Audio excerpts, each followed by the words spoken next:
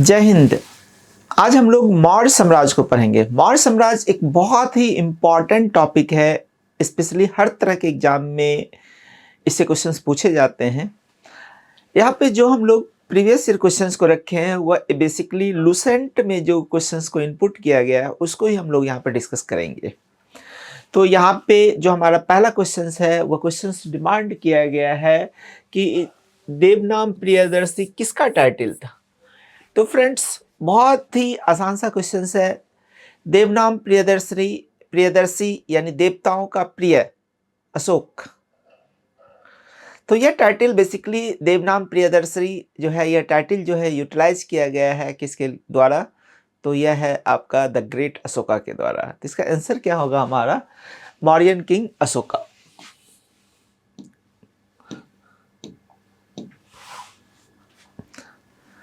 अब हम लोग देखते हैं नेक्स्ट क्वेश्चन है कि निम्नलिखित में से कौन सा शिक्षा केंद्र अपने गुरु चाणक्य के लिए प्रसिद्ध था। यानी जो चाणक्य ने चंद्रगुप्त को कहाँ पे शिक्षा दिया था, तो ये आंसर इसका क्या होगा? तक्षशिला यूनिवर्सिटी। तक्षशिला यूनिवर्सिटी बहुत ही इम्पॉर्टेंट है, सबसे पुराना यूनिवर्सिटी है जहाँ पे चंद्रगुप्त मौर्य को चाणक्य के द्वारा क्या किया था? शिक्षित और प्रशिक्षित किया गया था। प्रेजेंट समय में ये पाकिस्तान में है और आप देखते हैं कि जो सिंधु और झेलम नदी है उसके किनारे ये बसा हुआ है तक्षशिला यूनिवर्सिटी। तो बहुत ही इंपॉर्टेंट क्वेश्चन आता है, तक्षशिला यूनिवर्सिटी किस रिवर के किनारे है? यूपीएससी ने भी पूछा है इस पे क्वेश्चन। तो आंसर विल बी आपका इंडस और झेलम रिवर के किनारे है। प्रेजेंट में ये पाकिस्तान में है। और चंद्रगुप्त और चाणक्य का जो है, यह जो है चंद्रगुप्त और चाणक्य के लिए एक बहुत ही इम्पॉर्टेंट है, क्योंकि चाणक्य ने जब मगध से उनको अपमानित करके निकाला गया था तो वो वहाँ पे ही जाकर करके अपने चंद्रगुप्त मौर्य को उन्होंने क्या किया? शिक्षा दिया था। तो इसका आंसर क्या होगा अपना? तक्षशिला।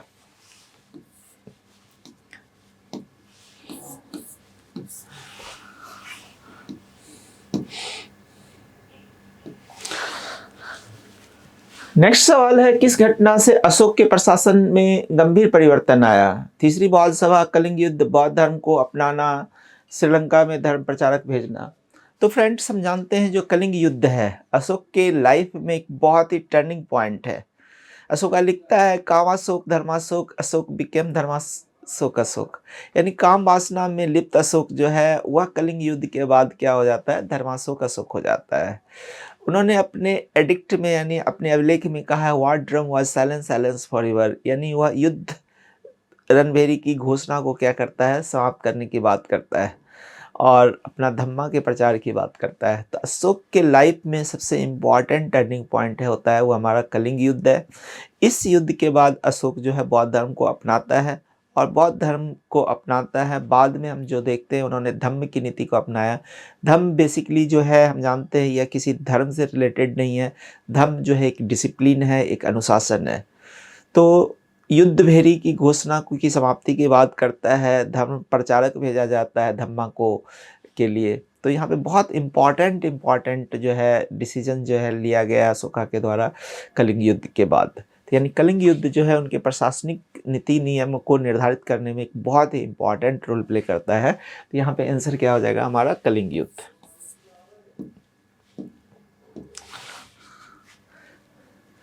नेक्स्ट सवाल हमारा, सांची का महान स्तूप कहाँ स्थित है? बहुत सिंपल सा क्वेश्चन है। इसका आंसर क्या हो जाएगा हमारा? मध्य प्रदेश में स्थित है सांची स्तूपा।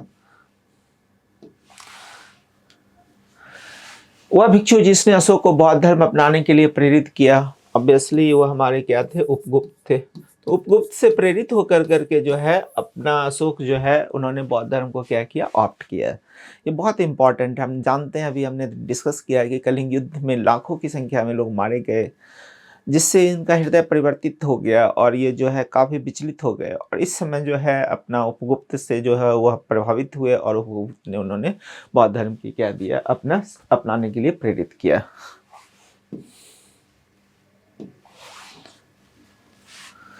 नेक्स्ट सवाल हमारा, निम्नलिखित भारतीय ऐतिहासिक व्यक्तियों में कौन विष्णुगुप्त के नाम से जाना जाता है? तो विष्णुगुप्त जो टाइटल है वो हमारे चाणक्य का है।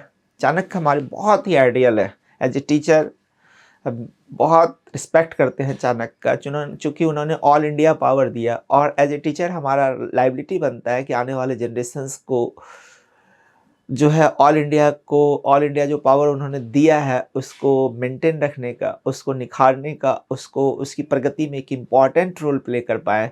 तो विष्णुगुप्त एक बहुत इम्पॉर्टेंट नाम है और ये हमारा चाणक्य का है।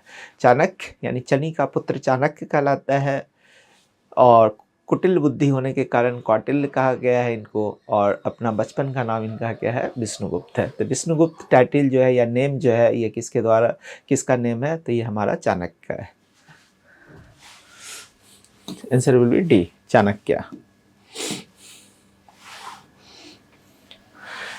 मेगास्थनीज निम्नलिखित में से किस राजा का राजदूत था? ऑब्वियसली ये हमारा सेल्यूकस का है। हम जानते हैं कि सेल्यूकस निकेटर को जो है चंद्रगुप्त मौर्य जो है वो डिफीट करते हैं।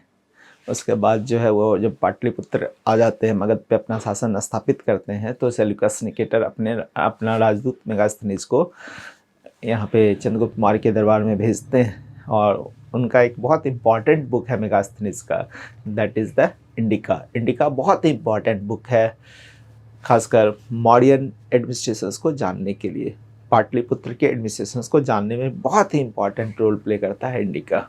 तो पाटलिपुत्र का प्रशासन के बारे में सबसे अच्छी तरीके से जानकारी देता है वो मेगास्थनीज का इंडिका। और मेगास्थनीज किसका राजदूत है? अपना सेल्यूकस निकेटर का। Answer will B Seleucus.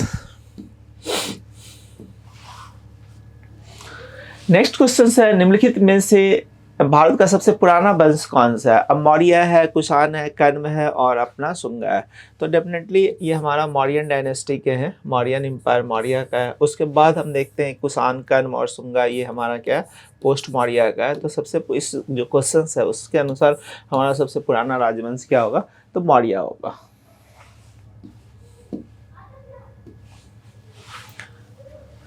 Next सवाल है, कौटिल्य का अर्थशास्त्र किस विषय पर आधारित है? तो डेफिनेटली ये आधारित जो है अपना किसके ऊपर आधारित है? तो पॉलिटिकल इकोनॉमी के। सिंपल सा फंडामेंटल है जो अर्थशास्त्र है। अर्थशास्त्र से ये मत समझिए कि उसका जो कोर पॉइंट जो है इकोनॉमिक्स है, नहीं। अर्थशास्त्र का जो मेन है पॉलिटिकल पॉलिसी है, पॉलिटिकल एडमिनिस्ट्रेशंस के बारे में उन्होंने बहुत अच्छे तरह से एक्सप्लेन किया गया है।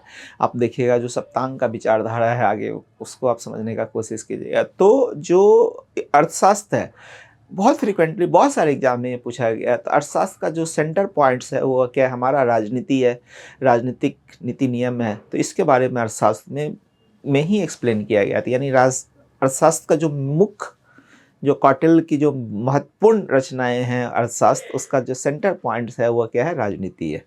तो आंसर हमारा क्या हो जाएगा? यहाँ पे बी हो जाएगा।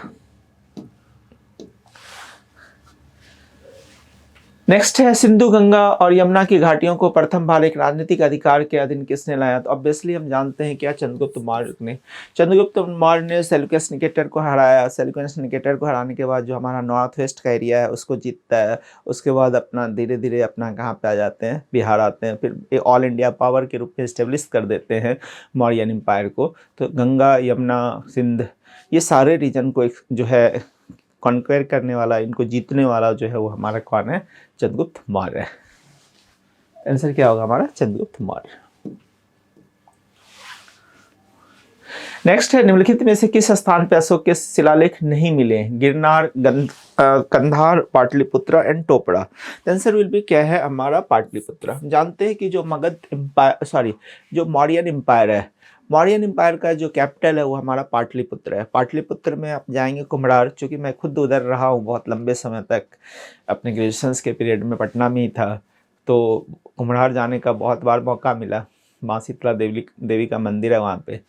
तो जो पाटलिपुत्र है, पाटलिपुत्र में आपको जो है आपका इंस्क्रिप्शंस नहीं है, बाकी कंधार में भी है, टोपड़ा में भी है, अपना इधर गिरनार यानी जूनागढ़ इंस्क्रिप्शंस आप देखिएगा रुद्रदामन का, वहाँ पे 3 है। अशोका का एक्सप्लेनेशन है, स्कंदगुप्त है, रुद्रदामन खुद तो है ही है। तो यहाँ पे हम देखते हैं कि हमारा पाटलिपुत्र में किसी तरह का आपको शिलालेख नहीं मिलता है।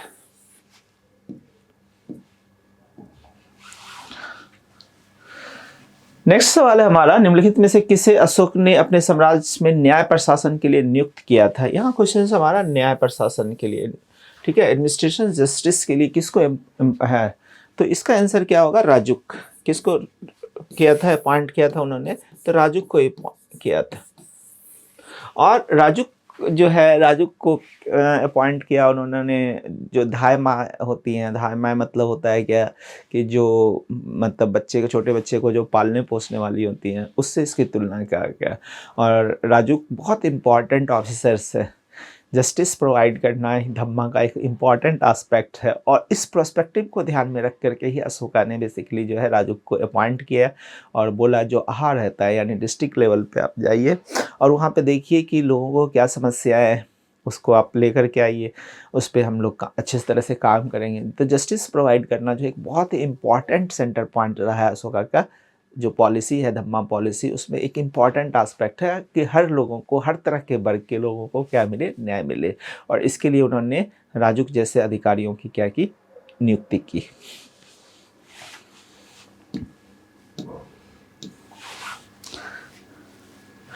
नेक्स्ट सवाल है कि मौर्य साम्राज्य के विघटन और पतन के लिए किस कौन कौन से कारण है। तो यहाँ पे देखिए, जब से फर्स्ट ऑप्शन हम देखते हैं ब्राह्मणों का विद्रोह।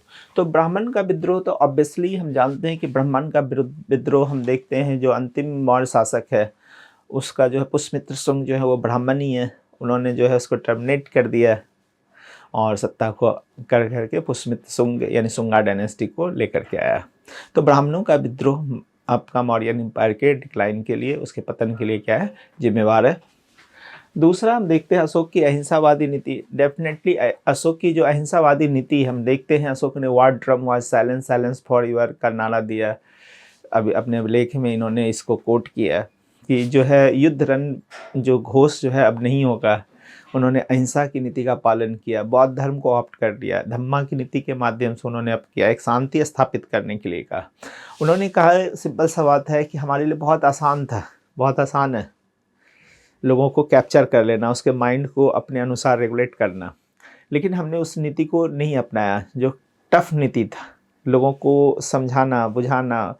और उन्होंने धम्मा की नीति लाया, अहिंसावादी नीति लाया। और कहीं ना कहीं यह अहिंसावादी नीति से जो है एक जो है लोगों को लगा कि जो है ट्राइबल लोग हैं, जो अपना मार्जिनल एरिया हैं, जो सीमांत क्षेत्र के, वहाँ पे धीरे धीरे विद्रोह होना शुरू हो गया। और बाद में हम लोग देखते हैं कि यह नीति जो है अशोक की मृत्यु के बाद जो है मौर्यन एम्पायर के डिक्लाइन में एक बहुत इंपॉर्टेंट भूमिका निभा जाता है। उसके बाद अगर हम बात करते हैं बाहरी आक्रमण, तो हम देखते हैं बाहरी आक्रमण आना शुरू हो गया। हम देखते हैं जैसे ही आप देखते हैं शुंगा के पीरियड में जो हम देखते हैं उधर से अपना कुषाण वगैरह सब आने लगा, इंडो ग्रीक आने लगा, शक आने लगा। तो ये सारे के कारण धीरे धीरे जो है मौर्यन एम्पायर डिक्लाइन कर दिया। एंड सबसे मोस्ट इम्पॉर्टेंट क्या है, कमजोर उत्तराधिकारी, वीक सक्सेसर। हम जानते हैं कि प्रशासन को चलाने के लिए, ऑल इंडिया पावर को रेगुलेट करने के लिए आसान नहीं होता है जब तक एक स्ट्रॉन्ग पावर ना हो, स्ट्रॉन्ग विल ना हो। आप अच्छे शासन को, प्रशासन को आप रेगुलेट नहीं कर सकते। तो यहाँ पे हम देखते हैं कि जो मौर्यन साम्राज्य का डिक्लाइन है उसके लिए बहुत सारे फैक्टर्स हैं। रोमिला थापर ने बहुत अच्छा काम किया है मौर्यन एम्पायर पे। उनकी बुक है जो मौर्यन एम्पायर, बहुत अच्छे तरह से उन्होंने एक्सप्लेन किया और बहुत जो भी कारण यहाँ पे दिया गया है उनको काफ़ी एक्सप्लेन किया गया। क्योंकि हम लोग ऑब्जेक्टिव पॉइंट ऑफ व्यू से फिलहाल यहाँ देख रहे हैं, तो हमारा एस्पेक्ट्स क्या है उसको आप देख लीजिए। तो मौर्यन साम्राज्य के डिक्लाइन के लिए ब्राह्मणों का विद्रोह है, अशोक की अहिंसावादी नीति भी है, बाहरी आक्रमण है, उत्तराधिकारियों की कमजोरी है। यानी अगर हम कहें तो हमारा जो है 1 2 3 4 चारों ऑप्शन इसके लिए क्या हो जाएगा, सही हो जाएगा।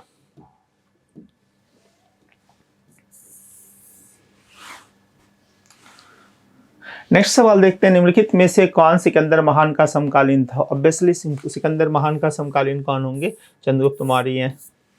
हम लोग देखते हैं कि जब तक्षशिला में चंद्रगुप्त मौर्य को ट्रेनिंग दिया जा रहा है चाणक्य के द्वारा, तो उसी समय जो है अपना सिकंदर आता है, अलेक्जेंडर ग्रेट आता है, लेकिन किसी कारणवश उसको वापस जाना पड़ जाता है। तो कंटेम्प्रोरी कभी कभी हम देखते हैं कहीं पर भी लिखा होता है कि दोनों का मतलब मुलाकात भी हो रहा होता है।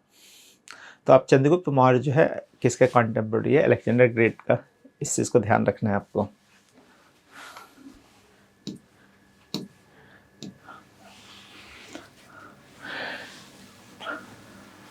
नेक्स्ट सवाल है हमारा, जो अर्थशास्त्र में उल्लिखित सप्तांग सिद्धांत में क्या सम्मिलित है।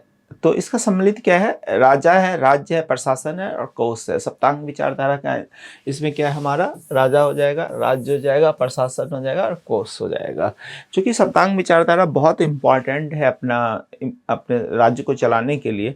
यहाँ पे जो ऑप्शंस देखिए उससे भी देखिएगा, संगीत, नृत्य, राग और कुश्ती सबका कोई लेना देना नहीं है, ठीक है। कर्मचारी ये सब यहाँ पे जो है, कुलीन, आचार, व्यापारी, भिक्षु, ये सबसे भी ऑप्शन से भी आप बना सकते हैं अगर आपको याद ना हो प्रॉपर तरीके से। तो सप्तांग विचारधारा के माध्यम से चाणक्य ने जो है प्रशासनिक नीति को समझाने और उसको रेगुलेट करने का क्या किया है, एक्सप्लेन किया। उन्होंने वर्णन किया कि अगर आप सप्तांग विचारधारा राज्य को एक स्ट्रांगनेस देना चाहते हैं तो आप ये आपके जो है ये 7 अंग निश्चित रूप से आपके पास होना चाहिए, स्टेट के पास होना चाहिए, है ना।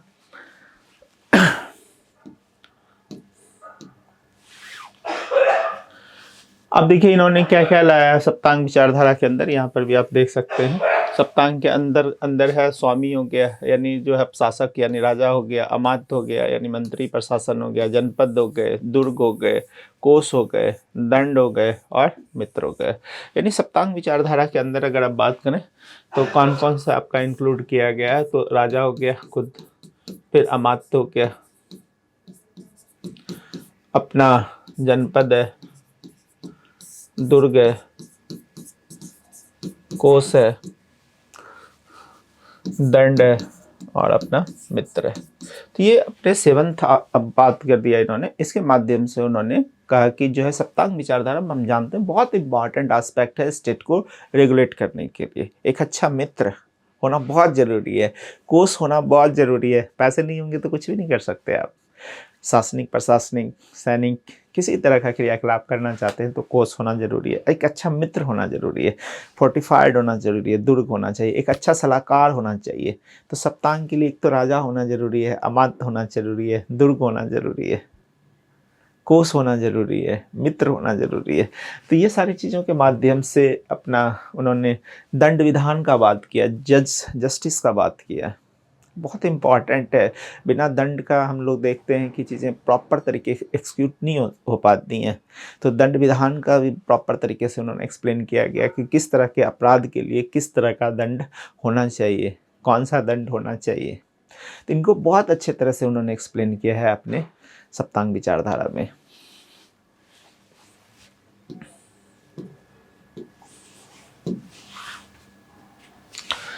नेक्स्ट है सर्सन रीजनिंग है। अशोक ने अपने 13वें शिलालेख में कहा कि उसने धर्म की ओर रुख किया है। उसने कलिंग युद्ध में भारी दुख देखा।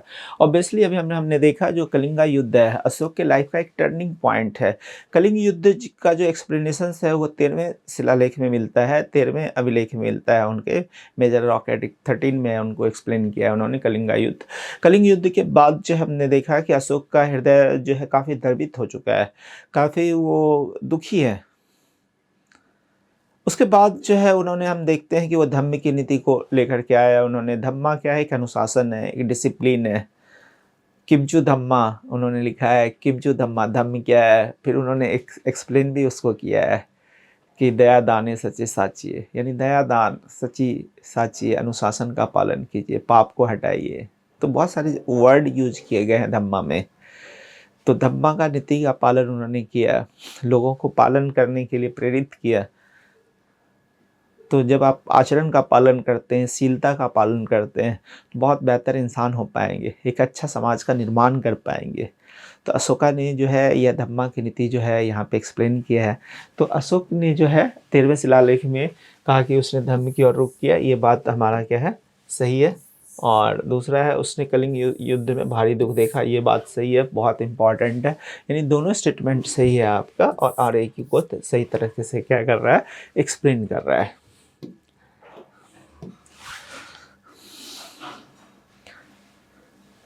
नेक्स्ट सवाल है अशोक किस वंश से संबंधित है। बहुत सिंपल सा क्वेश्चन है, इतना कहानी रटने के बाद अब जानते हैं अशोका जो है वो जिससे संबंधित है।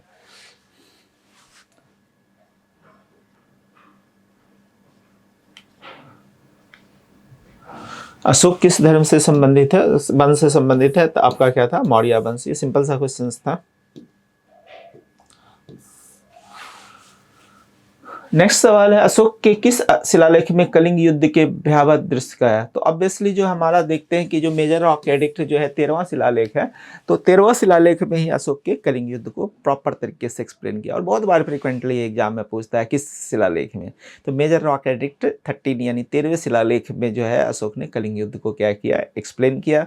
और यह भी कहा कि उससे वो एक कह सकते हैं कि उस समय का एक ऐसा राजा जो कलिंग युद्ध से क्या है काफ़ी जो है दुखी है, और इस संवेदना को वो अपने अभिलेख के माध्यम से क्या करते हैं, व्यक्त करते हैं। इसका आंसर क्या होगा हमारा? 13वें शिलालेख में कलिंग युद्ध को उन्होंने क्या किया, एक्सप्लेन किया है। मौर्य काल में जिले आहार में प्रमुख अधिकारी को क्या कहा जाता है? तो फ्रेंड्स अभी आपने देखा जो हमारा राजुक है, राजुक एक जो है न्यायिक अधिकारी है। अशोका ने राजुक को भेजा, जाइए देखिए कि किसी को क्या दिक्कत है, क्या समस्या है, उसको समझने का कोशिश कीजिए और उसको न्याय प्रदान कीजिए। तो जय राजुक जो है आहार यानी डिस्ट्रिक्ट है, जब आप इसका प्रॉपर तरीके से देखिएगा एडमिनिस्ट्रेटिव सिस्टम, तो आहार क्या है हमारा डिस्ट्रिक्ट लेवल का है। वहाँ पे उन्होंने किसको अपॉइंट किया? तो राजुक को अपॉइंट किया है। Answer will be राजुक।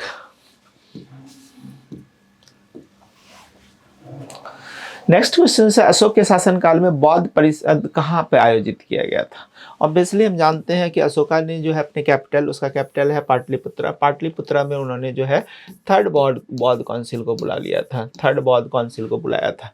तो जो पाटलिपुत्र में जो उन्होंने अशोका ने जो थर्ड बौद्ध काउंसिल बुलाया, तो सिंपल सा हम देखते हैं कि जो हमारा बौद्ध धर्म है, बौद्ध धर्म में जो है एक कॉन्फ्लिक्ट क्रिएट होने लगा, बौद्ध धर्म में एक डिवीजन क्रिएट होने लगा, यानी बौद्ध धर्म जो है टूटने लगा, धीरे धीरे उसमें विभाजन होना शुरू किया।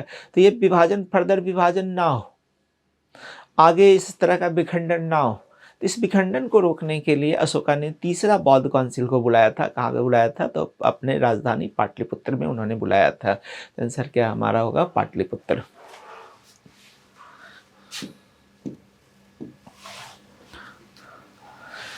कौटिल्य का अर्थशास्त्र किससे है? ऑब्वियसली जो हमारा हमने इसको पहले भी देख रखा है, हमारी राजनीतिक नीतियाँ हैं, पॉलिटिकल पॉलिसी का है, जो सप्तांग का विचारधारा है, वो सारी आप देखते हैं। तो यहाँ पे आपका राजनीतिक नीति जो है बहुत इम्पॉर्टेंट है, तो ये ध्यान रखिएगा। जनरली हम लोग को लगता है कि अर्थशास्त्र का मतलब जो है आर्थिक नीतियों का बात किया गया होगा, लेकिन नहीं, चाणक्य ने अर्थशास्त्र के माध्यम से राजनीतिक नीतियों को समझाने का कोशिश किया गया, पॉलिटिकल पॉलिसी को प्रॉपर तरीके से एक्सप्लेन किया, सप्तांग विचारधारा लेकर के आया उन्होंने।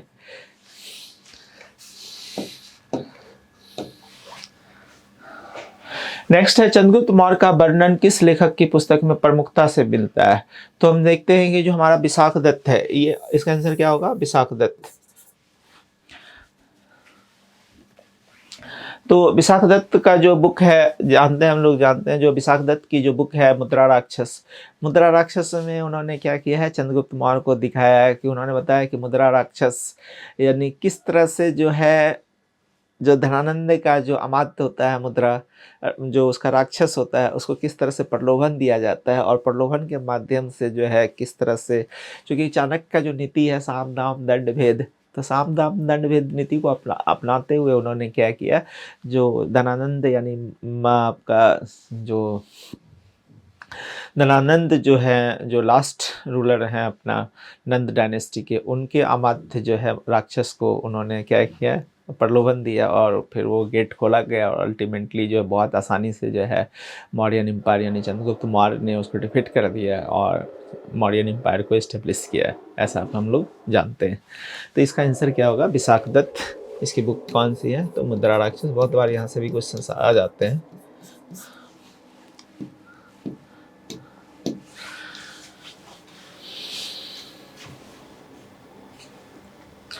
नेक्स्ट सवाल है हमारा, पाटलिपुत्र प्रशासन का वर्णन किस ग्रंथ में मिलता है?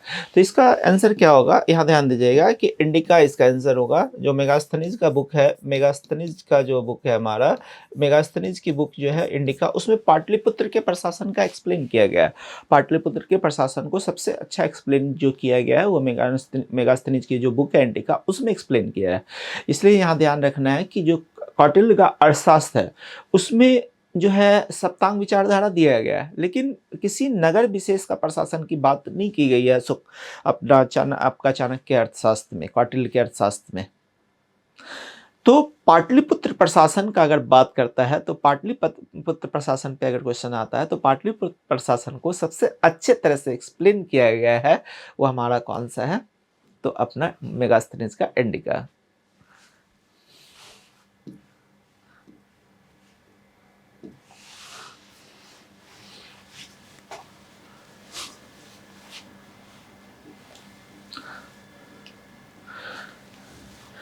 नेक्स्ट सवाल है हमारा, मौर्य शासकों में से किसने दक्कन पे विजय प्राप्त की, तो डेफिनेटली दक्कन पे विजय पे प्राप्त किया है तो वो हमारा बिंदुसार, जिनका टाइटल है अमित्रघात यानी शत्रुओं का नाश करने वाला। अमित्रघात जो टाइटल है वो किसका है, बिंदुसार का। उन्होंने दक्कन को विजय प्राप्त किया है, तो दक्कन के विजय पे जो सबसे इंपॉर्टेंट रोल है वो हमारा किनका है, बिंदुसार का है।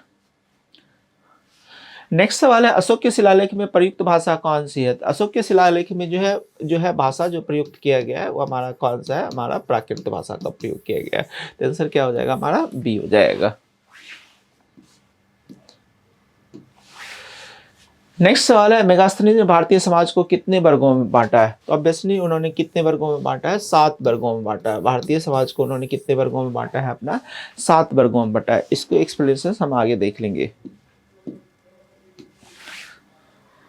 नंद वंश के बाद मगध पे किस वंश ने शासन किया, बहुत आसान सा क्वेश्चन है, मौर्य ने। चूंकि हम जानते हैं कि अंतिम नंद शासक जो है धनानंद है, इन्हीं को चंद्रगुप्त मौर्य ने डिफीट किया और मौर्यन एम्पायर को क्या किया था, एस्टेब्लिश किया था। तो आंसर क्या हो जाएगा, मौर्य। नेक्स्ट सवाल है, मौर्य काल का सबसे प्रसिद्ध शिक्षा केंद्र क्या कौन सा था, तो ऑब्वियसली हम लोग जानते हैं तक्षशिला। तक्षशिला एक बहुत इंपॉर्टेंट सेंटर है जहाँ पे चाणक्य ने चंद्रगुप्त मौर्य को क्या किया था, ट्रेनिंग दिया था।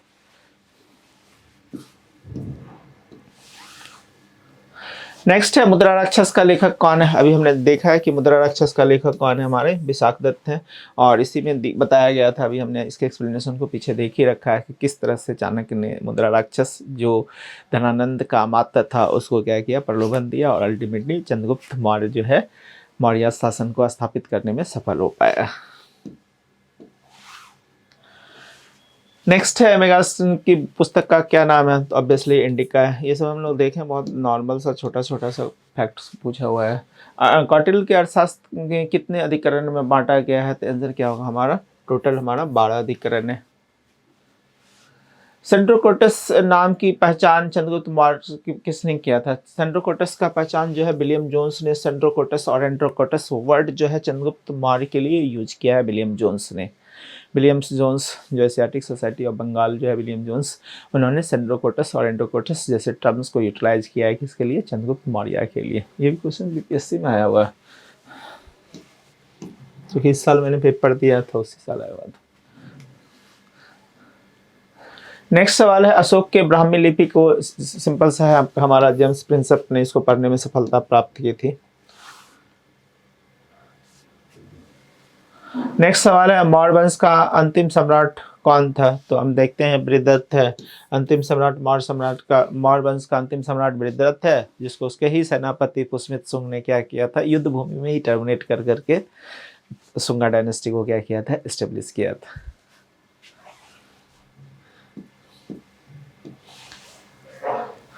नेक्स्ट है, कौटिल्य किसका प्रधानमंत्री था, सिंपल सा क्वेश्चन है, चंद्रगुप्त मौर्य। बाद में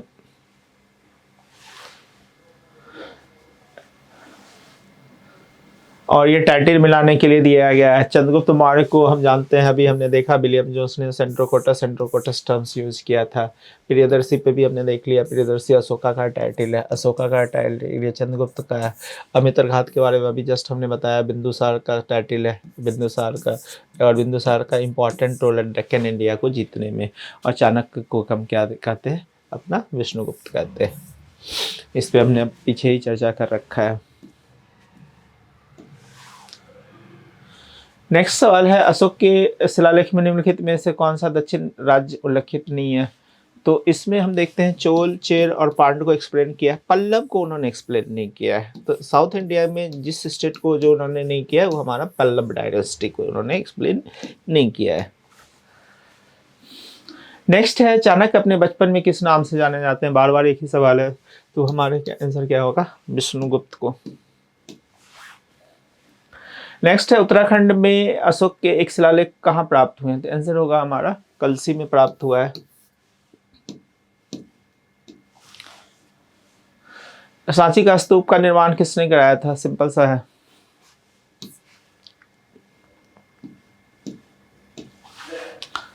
नेक्स्ट सवाल है, सिंध और अफगानिस्तान के प्रशासक सेल्यूकस सिकंदर ने किस राजा को पराजित किया था? ऑब्वियसली चंद्रगुप्त मौर्य ने उसको पराजित किया था, सेल्यूकस निकेटर को। नेक्स्ट सवाल है, निम्नलिखित में किस अभिलेख में अशोक का नाम अभिलिखित है? अंकित है तो हमारा क्या है? मस्की का लघु शिलालेख, जिसमें अशोक का नाम है। 4 अभिलेख है जिसमें अशोक अपने आप को अशोक नाम से संबोधित करता है। बाकी मैक्सिमम में उन्होंने क्या यूज किया? देवताओं का प्रिय, देव नाम पिए पिए अशोका, ऐसा कहता है। देवताओं का प्रिय ऐसा कहता है।